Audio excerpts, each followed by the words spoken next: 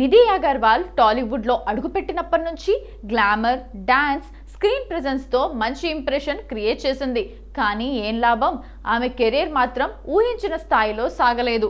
వరుస సినిమాలు చేసినా ఒకదానికి పెద్ద హిట్ ట్యాగ్ రాలేదు.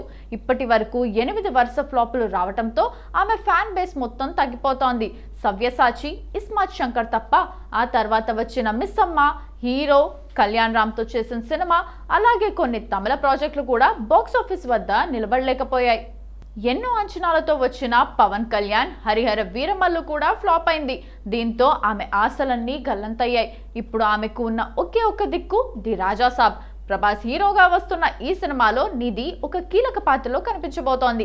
ఈ సినిమాలో ఆమె పాత్ర చాలా స్టైలిష్, అలాగే ఎమోషనల్ డెప్త్ ఉన్న రోల్గా ఉంటుందని సమాచారం.